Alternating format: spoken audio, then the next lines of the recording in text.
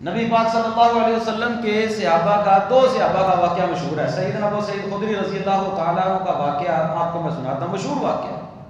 وہ کسی علاقے کے اندر گئے، سفر کی حالت کے اندر تھے، ان لوگوں نے ان کی جو ہے وہ وہاں پر جو ہے وہ مہمان نوازی نہ کی، وہ وہاں پر ٹھہرے۔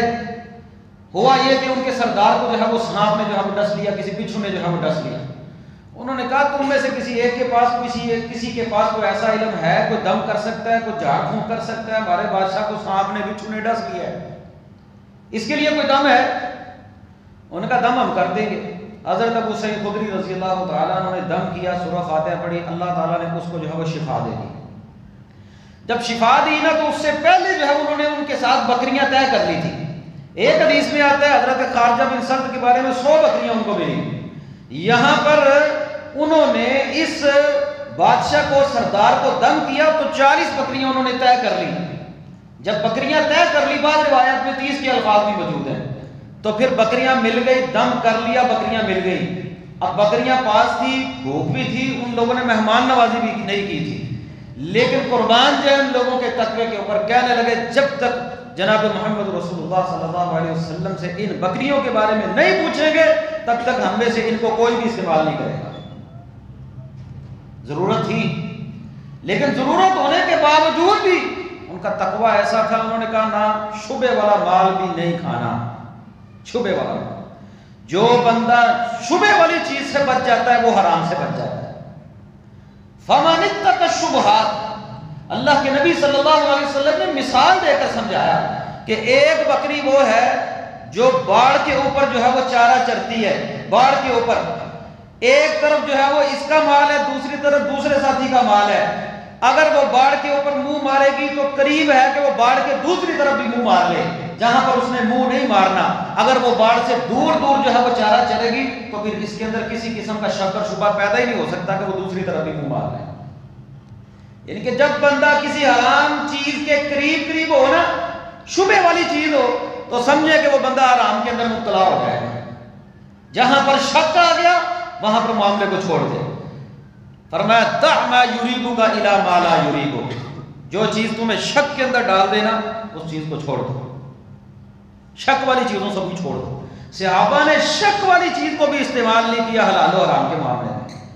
حلال و حرام کا مسئلہ ایسا مسئلہ ہے کہ جب بندہ حرام مال کا ایک لقمہ بھی کھاتا ہے، امام الانبیاء فرماتے ہیں صلی اللہ علیہ وسلم اس بندے کی 40 دن تک عبادت قبول نہیں ہوتی، اس کی دعا قبول نہیں ہوتی۔ 40 دن تک ایک لقمہ حرام کھانے کی وجہ سے عبادات کے اوپر اس کا کتنا اثر پڑتا ہے کہ ایک لقمہ کھانے سے فرمایا 40 دن تک عبادت ہی قبول نہیں ہوتی، 40 دن تک۔ اور نبی پاک صلی اللہ علیہ وسلم نے اس بندے کی مثال دی، ایک بندہ بڑے دور دراز سے سفر کر کے اللہ رب العالمین کے گھر آتا ہے، حج کے لیے آتا ہے، دور دراز سے سفر کیا ہوتا ہے، میلا کچیلا ہو چکا ہوتا ہے، گرد و غبار اس کے سر کے اوپر پڑی ہوتی ہے، اور جا کر بیت اللہ کے اندر جا کر کہتا ہے لبیک اللہم لبیک، اے اللہ میں حاضر، اے اللہ میں حاضر۔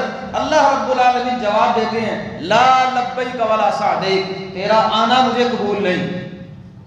کیوں قبول نہیں؟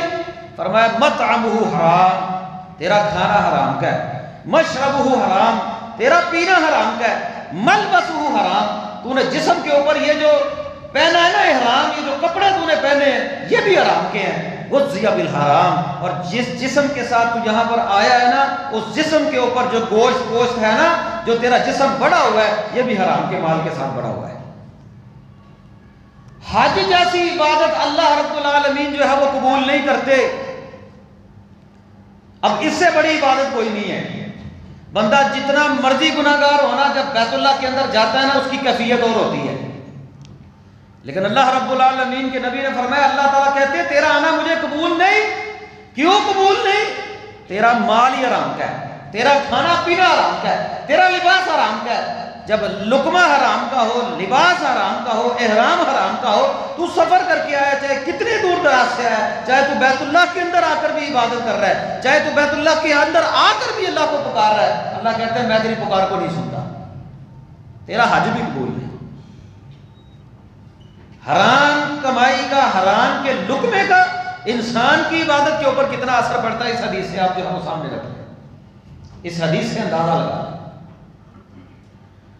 اور نبی مکرم جناب محمد رسول اللہ صلی اللہ علیہ وسلم نے مال کے متعلق جو الفاظ ذکر کیے، فرمایا کل قیامت کا دن ہوگا، حشر کے میدان کے اندر ہر کوئی بندہ اپنی اپنی قبر سے اٹھے گا، اپنے اپنے گناہوں کے پسینے کے اندر جو ہے وہ ڈوبا ہوگا، کوئی پاؤں تک، کوئی پنڈلی تک، کوئی گھٹنے تک، کوئی پوری ٹانگ تک، کوئی سینے تک، کوئی پورا ہی ڈوبا ہوگا۔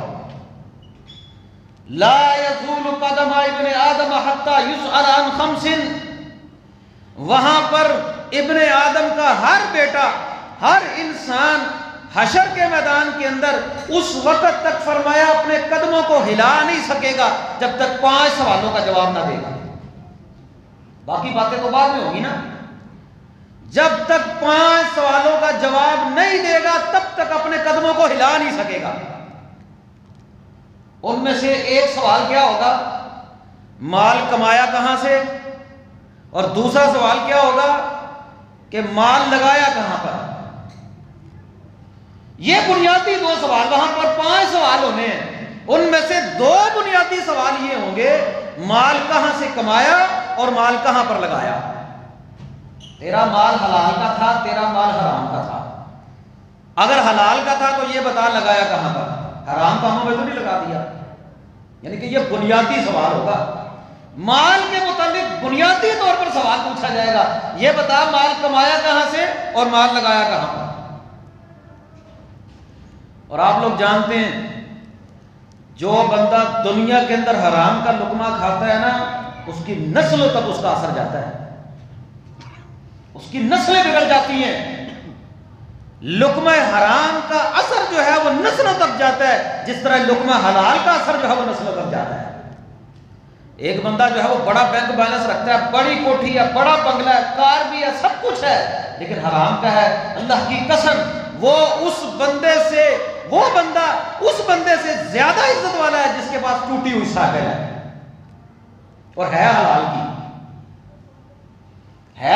کی، دیہڑی لگاتا ہے، حلال کا کماتا ہے، چاہے 1000 روپیہ 500 روپیہ کماتا ہو، وہ اس بندے سے کروڑ درجے بہتر ہے جو لاکھوں کماتا ہے لیکن حرام کا ہوتا ہے۔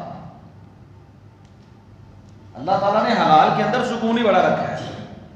لوگ کہتے ہیں ہماری نسلیں برباد ہو گئی، ہماری اولادیں ہمارا کہنا نہیں مانتی، اولادیں گالیاں دیتی ہیں، کوئی نہ کوئی تو وجہ ہے نا۔ اولاد کو کھلایا ہو لقمہ حلال کا، محنت کر کے کھلایا ہو، حلال کھلایا ہو، اس کا اثر جو ہے وہ نسلوں تک ہوتا ہے۔ جب حرام کھلانا ہے تو پھر اولاد کہنا کیسے مانے گی، اولاد نافرمانی ہوگی۔